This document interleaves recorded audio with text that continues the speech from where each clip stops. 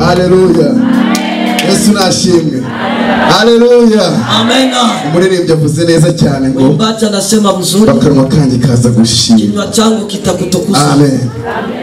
Imana muri iki gitondo nashukuru Mungu asubuhi ya leo guhagarara imbere yanyu amenikubalia nisimame mbele yenu. Shimye mushumba wanjye wampaye mwanya. Nashukuru mchungaji amenipa nafasi. Itorero ryose. Nashukuru kanisa yote. Nashima uriya mupapa. Nashukuru kwa ule baba ufite imbaraga z'Imana. Ako na nguvu za Mungu. Mwuka wera ari muri wowe. Roho Mtakatifu ako ndani yako. Yari yansanze nijoro arambyutsa. Amenikuta usiku akaniamsha. Arambwira ngo abana banjye babwire gutyo. Watoto wangu waambie hivi. Imana yambwiye kitu Mungu aliniambia nawe kikunyurijemo na Mungu anakupitishia. Kabiri Imana yambwiye ya pili Mungu ameniambia ikinyurije mu mushumba amepitisha ndani ya mchungaji. Kitu cyose kizakibera mu nzu y'Imana kila kitu itapita mu nyumba ya ntukarangare usizubaye. Iyo utakumva ijambo ry'Imana agiye kuvuga hata usikie neno la Mungu ambalo ubisikia mu papa yavuze isikia vyenye ule papa ukumva nibyo mama yavuze nasikia vyenye mama nibyo ngiye kuvuga waba wabyumva na vyenye mimi naenda sema utabisikia. Amen. Ariko Mwuka wera adufashe kugira ngo twese Roho Mtakatifu atatusaidia ili sote dukorane nk'umubiri umwe tutumike kama mwili moja. Haleluya. Amen. Ndashaka ko tuvuga ijambo ry'Imana umwanya muto. Nataka tuseme neno la Mungu muda kidogo. Mama aravuze ngo hari ibintu bidashoboka. Mama anasema kuna mambo haiwezekane. Hari ibintu bidashoboka. Kuna mambo haiwezi fanyika. Hari ibintu bidashoboka. Kuna mambo haiwezi fanyika. Umuntu w'imyaka 90 w'umugore, mwanamke wa miaka 90 ntabwo bishoboka kabyara. Haiwezekane azale. Ntabwo bishoboka. Haiwezekane azale. Ntabwo bishoboka. Haiwezekane. Hari ibintu bidashoboka. Kuna mambo haiwezekane. Haleluya. Haleluya. Amen. Ndashaka ko tuvugana ku bintu bidashoboka. Nataka tuongee kwa vitu vyenye haviwezekani. Papa yaguruka yavuze ijambo rimwe. Baba wakati alisimama alisema kitu moja. Aravuga ngo abantu mufite isezerano. Watu wenye mko na ahadi. Ntimugakine n'isezerano. Musicheze na ahadi. Amen. Reka muhaguruke dusome ijambo ry'Imana. Musimame tusome neno la Mungu. Mu gitabo cy'abami. Kitabu ya Wafalme. Igitabo cya mbere cy'abami igice cya mbere. Wafalme ya kwanza sura ya kwanza. Umurongo wa 16 kugera kwa 19. Mstari wa 16 hadi 19. Aranditse ngo Batisheba arunama aramya umwami. Umwami aramubaza ati hari icyo ushaka? Aramusubiza ati Nyagasani, warahiye Uwiteka Imana yawe, bwira umuja wawe uti nukuri umuhungu wawe Salomo uzima amaze gutanga. Salomo uzima amaze gutanga akicara ku ntebe y'ubwami bwanjye. Ariko none umwami Nyagasani Adoniya yimye utabizi. Ubu yishinga n'intama by'imishishe byinshi cyane. Ararika abana b'umwami bose n'abiyatari umutambyi nayo wabo umugabo w'ingabo. Ariko umugaragu wawe Salomo ntiyamuraritse. Amen. Twongere dusome na none ahandi hamwe twicara muri Yesaya 36 turasoma Yesaya 36 tunasoma mstari ya 4 hadi ya 5. Aranditse ngo rabushakira ababwira ati nimubwire Hezekiya none amuti umwami mukuru umwami washora aradutumye ngo ibyiringiro byawe n'ibyiringiro ki inama zawe n'imbaraga zawe byo kurwana ni ubusa ariko wowe wiringiye nde watumye ungandira. Umurongo wa 14 handitse ngo uwo mwami arantumye ngo Hezekiya ntabashuke ikintu ndashaka mu cyumba neza. Uwo mwami arantumye ngo Hezekiya ntabashuke kuko atazabasha kubakiza. Hezekiya ntabiringiza Uwiteka ababwira ati nukuri Uwiteka azadukiza kandi ati uyu murwa ntuzahabwa umwami wa Ashuri. Mwe kumvira Hezekiya kuko umwami wa Ashuri antumye ngo mwuzure nanjye musohoke mu nsange. Umuntu wese abona uko arya ku muzabibu wo mu mutini we no kunywa ku mazi yo mu iriba rye. Amen. Haleluya. Mwicare ubwijambo. Mwikale tusikie neno la Mungu.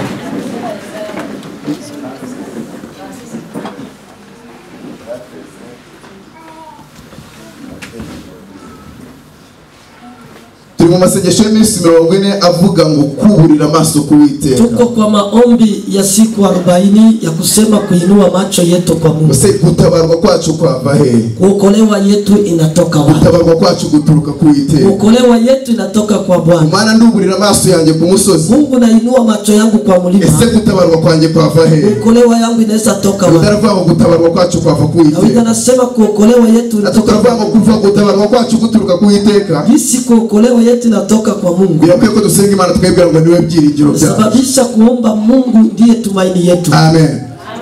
Twasomye mu bami ba mbere. Tulisoma kwa Wafalme ya kwanza. Ntochaka guhera. Pale ndio mimi nataka anzia. Uyu mugore Batisheba, huyu mwanamke Batisheba yari umugore wa Dawidi. Alikuwa mke wa Daudi. Yari yaramutwaye umugabo witwaga Uri. Alikuwa anambeba mwanamume jina yake Uri. Uri yari afite umugore, Dawidi aramwicisha twara umugore we. Uri alikuwa na hii mwanamke, sasa akamuua mwanaume akabakia na hii mwanamke. Uyu mugore abyarana na David umwana witwa Salomo. Na hii akazala na Dawidi mtoto jina yake Salomo. Arangije kumubyara Dawidi abwira uyu mugore. Aliposaa kisha akambia Dawidi mwanamke, umwana wawe ni uzansimbura nimara gutanga. Mtoto yako ndiye atakaye tawala mahali pangu. Haleluya. Amen. Ndashaka kubwira ngo nataka nikwambie intambara zose uri gucamo, vita unapita ndani yote, intambara zose uri gucamo, vita uko napita ndani, ntago ari wowe ziri kurwanya, haiko wenje iko napiga vita, zirimo zirarwanya isezerano Imana yaguhaye, inapiganisha ahadi Mungu. Ijambo ry'Imana rirambwira ngo neno la Mungu linaniambia kugeza ijambo ry'Uwiteka ryasohoreye, fika mpaka siku neno la Mungu litimizwa. Isezerano ryo ryaramugerageza, ahadi yake ilikuwa na mjaribu. Uyu muntu Imana imaze kumuha isezerano, mtu huyu Mungu alipomwaidia aramubwira ngo umwana wawe nzamugira umwami, mtoto yako nitamfanya mfalme. Akimara kumubwira iryo sezerano, alipokwisha kumwambia ile ahadi, ntabwo yari mukuru mu muryango we wao, hakukuwa yenjo mkubwa ndani ya kandi muri ordre y'ubwami na kwa mpango ya kifalme, umwana w'imfura, mtoto ambaye ni wa kwanza usimbura se anakomboa baba yake. Uyu rero nta nubwo yari ku mugore wa kabiri, hakukuwa kwa mwanamke ya pili, wa gatatu, hata ya tatu, yari ku mugore wo mu banyu, alikuwa mwanamke ya mwisho. Biblia ikatubwira ngo, Biblia inatuambia yari afite mukuru witwaga Absalom, alikuwa na mkubwa yake Absalom, yari umuntu mwiza, alikuwa mtu mrembo, ngo kuva mu bworo bw'ikirenge, kutoka chini ya mguu kugera mu gihoriho, kufika kwenye kichwa inashika. muri Israeli wose, ndani ya Israeli nta muntu wamurusha kubwiza, hakuna mwenye alikuwa anamshinda, mwanenge ni hakukuwa na dosari hata moja yagaragaraga kuri uyu mukuru, yenye ilikuwa kwa huyu mtu. Yanditse muri Samuel wa 2:12, Samueli ya 2:12 na 25 mstari ya 25. yari afite mukuru we mwiza cyane, alikuwa na mkubwa yake kabisa, udafite ile, hana dosari hata moja, azi no kuvuga neza, alikuwa anajua ongea. Haleluya. Ariko Sara avuga ngo, lakini baba yake umwana wawe Salomo, mtoto yako Salomo ni uzansimbura ku bwami, atanimiliki katika ufalme. Ndakubwira kwiringira Imana, nataka kuambia kutegemea Mungu. Ndashaka kubwira ngo ntucibwe intege n'ibyo uri kubona, usikate tamaa kwa yote unapita. Ikintu cyatumye Imana idutoranya, kitu iliacha Mungu kutuchagua, ntabwo uko twari beza, haiko tu tulikuwa benshi baturuta, kwa wengine barembo, ntabwo uko twari abakire, haiko tu tulikuwa abakire baturuta, kuna matajiri, ntabwo ari amashuri, haiko tu ya hari abantu bafite amaprofesora, na watu ariko batazi Imana. Ariko Imana irebye iravuga ngo muri aba bose naremye birazira gusanga iguha isezerano, iryo sezerano Imana yaguhaye, Mungu akakupa ile ahadi, iryo Satani ari kurwanya, jenye shetani anapiga vita, ariko haracyari ibyiringiro, kuna tumaini ngani. Haleluya. Amen. Uyu musore witwa Absalomo, huyu kijana Absalom yari mwiza, alikuwa mrembo, arangije aravuga ngo nijye ugomba kuba umwami, asema mimi njote kuwa mfalme, ndetse aragendera n'iyimika, akaenda akajifanya kuwa mfalme. ile sitakawia pale. ariko yiyimitse Alipojitawaza kubera ko atari mu mwana kwa sababu hakukuwa mfalme, birangira kupfuye ikaisha na kufa, kandi yari mwiza na alikuwa mrembo. abapfuye ntago ari uko bari babi, Wenye walikufa barapfuye urasigara mu gihe cya covid, wakati ya abandi bakorwa n'isoni urasigara. Hari benshi bakennye bakorwa n'isoni, ariko isezerano Imana yaguhaye ntabwo bishoboka ko wakorwa n'isoni kubera kira cyahari, sababu Mungu angalia. ntago ari uko ibyageze ku bandi twe bitari kutugeraho, Ariko chubi yenyewe ilifika kwa wengine si ange, ariko hari nza, lakini kusema nita hari nza. Ntabwo umwana w'umukiranutsi, mtoto wa haki mwenye haki ashobora kwicwa n'inzara cyangwa hawezi kufa na njaa ama kuombaomba. barangije arapfa, Kisha akafariki. amaze gupfa haza undi mukuru we witwa Adoniya. Kufa kukakuya mkubwa yake Adonias. Mukuru we Adoniya yimika mu bwami nawe. Adonias akajitawaza kwenye ufalme. Nubwo Dawidi yarageze mu za bukuru Kabisa, nta nubwo yari no gushobora kumurwanya, hangeweza hata kumpiga vita. wahawe isezerano rero Aliyepewa ahadi abona ko birangiye, akaona mambo inashirika. umwami arashaje, Mfalme anazeeka, umwana we yiyimye, toto yake amejitawaza kwa mfalme, ndetse abikora afatanyije n'umugaba mukuru w'ingabo, kaifanya na akiwa na jemadari kubwa wa kikosi, afatanyije n'umutambyi, na akiwa na kuhani, afatanyije n'abana bose na bavukana watoto yote ambao wanazaliwa, n'abakomeye bose bo mu gihugu, watu wakubwa ndani ya nchi. ariko ntiyatumira Salomo. Lakini akualika Salomo na mama yake. Maze wahawe isezerano aragenda, Mwenye alipewa ahadi akaenda, ajya kubwira Imana ngo akaenda kwambia Mungu, ngo nubwo bikomeye, hata kama mambo iko, warambwiye nguzangirira neza ariko byanze, ulisema utanitendea mema, lakini ndareba hirya no hino nkabona nta nzira yo kugira ngo ngere ku cyo wavuganye naona nanjye. ngambo na ngambo, sione njia ya kufika. Imana irimo irambwira ngo bwira abantu bari kubona nta nzira, Niambie bari kubona byanze, bongere bagarura ibyiringiro ku Mana. arudishe tumaini. Haleluya. Batisheba aragiye yongera yibuka ko Imana akakumbuka kwamba yavuganye nawe, aragenda abwira Dawidi ngo kambia Daudi, nubwo abo bantu bose badahari, hata watu nubwo yote, igihugu cyose cyanereranye, ariko uwampaye isezerano ni wowe, ngarutse kukubwira ibyambayeho. Abantu biyimitse kandi wavuze ko ari uzaba umwami, dore imyaka yagiye, ariko wavuze kuzangirira neza. sema utanitendea. Imana irangije yibuka isezerano, Mungu akakumbuka ahadi, Imana yibuka isezerano, Mungu akakumbuka ahadi. bahamagara Salomo, Wakaita Salomo, aravuga ngo niwe uri umwami. aseme ni wewe utakuwa mfalme. Igihe Salomo yabonaga bidashoboka, Kati Salomo aliona haiwezekani, aba umwami igihugu cyose kitabishaka, akawa mfalme nchi yote haikutaka, kubera ko Imana yabivuze. kwa sababu Mungu amesema. Haleluya. Amen. Twasomye muri Yesaya, Tumesoma ndani ya Isaya. nshaka kurangiza Nataka nimalize ibice 36. 36 sura.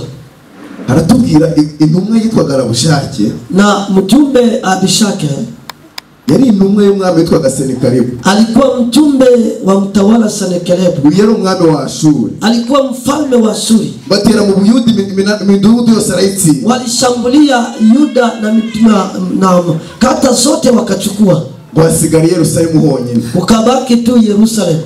Barangije arababwira ngo Kisha akawaambia, umwami mukuru, umwami wa Ashuri, mfalme mkuu wa Ashuri arantumye ngo mbabaze ngo amenituma niwaulize, ibyiringiro byanyu ni ibyiringiro. tumaini yenu ni tumaini gani? Oya, wowe ibyiringiro byawe ni ibyiringiro. Wewe tumaini yako ni tumaini gani? Mama, ibyiringiro byo bituma avuga ngo nzajya mu ndege, utaenda mu avion, nta gahunda mfite i Burayi. sina programu ya Ulaya. Ibyiringiro ki? Ni kusema tumaini gani? Ibyiringiro ki bituma umukobwa avuga ngo msichana kusema nzashakana n'umusore w'umukire Imana yavuganye nanjye, lewa na kijana mtajiri utarize, haukusoma, udafite amafaranga, una pesa, utari mwiza, huko abeza bahari. basi Ibyiringiro ki? ni tumaini gani? Ibyiringiro ki bikubwira ngo ku myaka ufite, miaka yenye uko ndani uzashaka, utaolewa, kandi nabi imyaka 23 barabuze abagabo. wa 23 wamekosa wanaume. Ibyiringiro ki? Tumaini gani? Hari ibintu bidashoboka, Kabiko vitu haviwezekani, hari ibintu bidashoboka, vitu haviwezekani, ariko ku Mana yacu kwa Mungu wetu ibyiringiro byacu n'imikozi isoni. tumaini yetu Ibyiringiro batuma ngo ibyiringiro byanyu ni ibyiringiro ki? tumaini yenu ni tumaini gani? Ariko ibyiringiro dufite Tumaini tuko na bituruka ku Mana. inatoka kwa twahirwa uwizera Uwiteka, yeye anayetumaini Uwiteka akamubera ibyiringiro, Mungu anakuwa tumaini wazabana n'igiti cyataye hafi y'amazi, kama mti kando ya ngo maji gishorere imizimu migezi, shusha mishishi ngo mu ndani gihe ya maji. cy'imvura Kati ya mvua kizera imbuto, tazama ndetse no mu gihe cy'izuba hata wakati ya kizera imbuto. tazama Ngo mu gihe cy'ubukene kati ya umaskini wowe uzarya kuko ibyiringiro byawe Ula kwa sababu ntabwo bituruka ku gihe. haitoki Mu gihe abantu badashaka, hata muri wapenda covid barashakaga, vile walikuwa mu gihe abantu bakorwaga n'isoni Watu walikuwa ntabwo bemerewe gukorwa n'isoni, kuko ibyo byiringiro ntabwo bijya bikoze maisha isoni. yako haipatiki Ibyo byiringiro dufite ku Mana, Imana irimo irambwira ngo mbabwire ngo kugarura ibyiringiro ku Mana kuko uyu munsi wa none gutabarwa kwanyu kurabonetse. Haleluya, haleluya. Twaririmbye indirimbo iratubwira ngo, Imba nyimbo kuambia, iratubwira ngo, inatuambia ile nyimbo. Haleluya, Amen, haleluya. amen. Indirimbo iratubwira ngo Hii nyimbo inatuambia ayo mazi ile maji ibisubizo by'Uwiteka. ni jibu. Haleluya. Warangije uyu mugore asenga Imana, Kisha huyu mwanamke asenga Imana bamaze kwiyimika, naomba na wewe asenga Imana abona gukora ubukwe bitagishoboka, naomba kutenda asenga Imana abona yarabuze akazi, aliomba asenga Imana abona business yarahomba, naona business asenga Imana yarivuje yaranze gukira. Nayo hari Imana yavuze ko izantabara, Mungu hari alisema Imana yambwiye ko itazansiga, Mungu alisema hari Imana yavuze ko itazanterera. Mungu alisema Haleluya. Akajya indirimbo ivuga ngo naimba nyimbo kusema isi ntizavaho ngo n'ijuru rikavaho, na mbingu na uwizera wese Unyana mimi azabona amasezerano. Akomeza kwiringira Imana, komeza wiringira Imana. Imirambwira ngo igiye kukunezeza, imirambwira ngo igiye guhindura ubuzima. Imana imanukiye muri iri teraniro ije gusubiza abana bayo. Haleluya. Arangije yibuka ijambo kisha kakumbuka neno riri muri Yobu, ndani ya Yobu, mbona igiti cyaba cyaratema, hata mti umekatwa, ndetse n'umuzi ukumira mu butaka, hata misisi na kaukia mudongo, ngo umuzi ukumira mu butaka, na misisi na kaukia kwenye ngo udongo, haracyari ibyiringiro, ngali tumaini. ngo uwo muzi wumvise amazi, Ile msisi igiti kirongera kigatoha, mti tena ndetse kikera imbuto, inazaa matunda, kikagira n'ibibabi inakuwa na matawi. by'ibitoronde. Imana irimo iravugana nawe ngo Mungu anasema na wewe ntutangwe n'ibiteye ubwoba, nawe byabona byararenze. Imana igiye kugwisha imvura kandi ayo mazi ngo ni ibisubizo by'Uwiteka. na chini ya Bwana Mungu. Imana irimo irambwira ngo mbabwire ngo Mungu iko ndaniambia ayo mazi twaririmbye muri iriya ndirimbo ile maji tulimba ngo ni ibisubizo by'Uwiteka. ni machini Nabonaga byanze ariko ngo ibagushirije imvura uyu munsi wa none, amazi y'ibitugu arongera kugereho. Ugiye kongera utoye papa, ubutunzi bwawe buragarutse, ubutunzi bwawe buragarutse, ubutunzi bwawe buragarutse, kuko amazi y'Uwiteka akugezeho. Haleluya. Ndavugana n'umuntu ushaka Imana uyu munsi, Imana irimo irambwira ngo amazi yayo yaraje kandi mugiye kongera mutohe. Ibyari byaranze mugiye gukunda, ibyari byaranze mugiye gukunda. Ibyo mwabonaga bidashoboka Nyama mlikuwa naona haviwezekani, ngo birashobotse uyu munsi. vinawezekana leo. Imana igushije imvura y'umugisha, Mungu ananyeshesha mvua kandi amazi y'Uwiteka ageze kuri buri umwe, na maji ya kandi kuwaka, ayo mazi ni ibisubizo by'Uwiteka. na ile maji ni Bwira Imana ngo imvura yawe mvua yako igwira mu buzima bwanjye, inyeshe kwa igiye kwiguye. Haleluya. Amen. Bwira umwirangishira ababwira ngo Jumbe tena akasema noneho ngo musohoke mu murwa, muondoke ndani ya mji, bamuze munshake, mkwiye kunitafuta, bamuze tujyane, mkwiye twende kugira ngo mbajyane mu gihugu gisa n'icyanyu. ufikishe nchi yenye iko sawa, Ubundi igihugu gisa n'icyanyu, nchi yenye nafanana sawa yenu. mama, uramutse uje ukambwira, ukikuya unaniambia kwa ngwino tujyane, kuya twende tugende njye kuguha imyenda imeze nk'iyo wambaye, nikupatie manguo sanyu na vala, ubwo naza ninaweza kuya. umbwiye ngo ibyo ugiye kumva bisa n'ibyo mfite, Yenyu nakuya unatani patie nafanana vyenye niko na. arababwira ngo nimusohoke mu murwa, Asema ondoke, ngo muze tujyane, mkuye twende, ngiye kubaha ibintu bisa n'ibyanyu. niende bapatia vitu vya vinafanana. Acha niwaambie, Satani ni iryarya. shetani ni mjanja. Yabwiye Yesu ngo Aliambia Yesu, ngo nundamya ukiniabudu ngiyi si byose dunia na n'ibyayo na vya nabiguha. takupatia. Ubundi si n'ibiyuzuye, Dunia n'ibyanjye, ni vya nani? n'ibyanyu. Vya Mungu. None se ubwo yari kumuha ibisanzwe ari ibye? Angempatia vyenye viko sawa. Ndashaka kubwira ngo nta kintu Satani ashobora kuguha Kitu shetani kitari icy'Imana yaguha. dunia kiko Mungu. Haleluya. Nuko bijya binanira abantu rimwe na rimwe, Inashinda watu limoya. umuntu yabona byakomeye Takiona mambo akaza akakubwira ati anakuya na kuambia, haguruka tujyane, ndabona byaranze ninaona ntabwo murakora bikanga ariko bino tujyane mu bapfumu hari abagufasha Imana ni yaguha amafaranga ubundi ibintu bigahinduka kandi ijambo ry'Imana rirambwira ngo ingororano z'abanyubaha ni icyubahiro ubukire n'ubugingo ubwo bukire Imana izaguha abapfumu bavuga kandi Imana ni bufu bakubwira ngo ndabona byaranze ngo tugende mu bapfumu barukundo bagushakira umwana anaweza kutafutia mtu. Ijambo ry'Imana rirambwira ngo Mungu ananiambia nta ngumbi zaba hagati y'ubwoko bwawe. Hakuna tasa atakuwa ndani ya none iyo Imana itebera ko ingumbi bako mu bwoko bwawe ntabwo izaguhura ibyaha hata kupatia usafi. Ariko barabona ibihe byanze bakaza bakabwira umukobwa ngo urabona urabona kugira ngo wanze kuryamana n'umuhungu kugira ngo ubone umugabo utabikoze ntabwo wabona umugabo kama ubifanya wewe sipata. Imana imaze kureba umuntu Mungu kisha so yavuze ngo si byiza ko umuntu aba wenyine irabiyobeye ko cyane umugabo irabizi kandi yaranabimenye kuba waravutse uri umugore nuko hari umugabo wawe uri mu isi ugomba kugira ibyo ufasha. Ariko Satani akubwira ngo binonge kugira ibintu ngo nta kintu Satani atanga. Ibyiringiro byacu biri ku Mana, ibyiringiro ku Mana nibyo byiringiro bidakoze isoni. Ijambo ry'Imana rirambwira ngo umugisha Imana itanga. Ijambo ry'Imana rikambwira mu maganya yaremye 3:25 mstari ya makumi Uwiteka abereye mwiza wamutegereje bose anakuwa mzuri kwa benye banamuona kandi n'ubwugamo bwabo na maficho ye abereye mwiza wamutegereje bose anakuwa mzuri benye banamuona yavuze ngo mwihangane sema muvumilie. Ijambo ry'Imana ngo kwihangana gutera kunesha. Nasema kuvumilia kunesha kugatera ibyiringiro na kushinda. Wewe ibyo byiringiro ngo ntabwo bikoze isoni. Ile tumaini haipatisha. Ibyo byiringiro bidakoze isoni ni byiringiro. Tumaini yenyewe haipatisha. Ni byiringiro byazamo no kunesha. Imeletwa kwa kunesha kwazamo no kwihangana. Ambayo ibyo byonyine bidakoze isoni.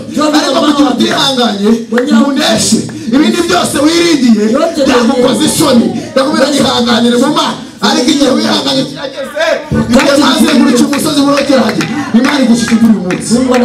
Uyu munsi Imana bashubije ibyifuzo byawe kandi murabona Imana na mutaona Mungu. Kubera icyo yabwiye ngo muve Yerusalemu. Jari alisema mtoke Yerusalemu bamusange hanze bamukute nje.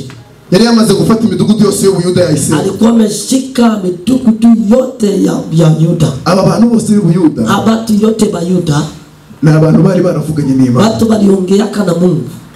Ni abantu bakishijwe. Ni batu balikuwa naokoka. Ni abantu n'ubwoko bw'Imana. Ni batu taifa ya Mungu. Bari barahanuye. Walikuwa wametabiri. Bari barasenze. Walikuwa wameomba. Bari barabwirije. Walikuwa wameomba. Bari barabaye abashumba. Wao wamekuwa wachunga. Ariko hateye lakini walishambuliwa. Midugudu ya arayise. Midugudu yote kabomola. Asigara Yerusalemu gusa. Kabakia Yerusalemu. Akira Yerusalemu ngo akambia wa Yerusalemu musohoke muze. Muondoke mkuye. Ubundi mbajyane.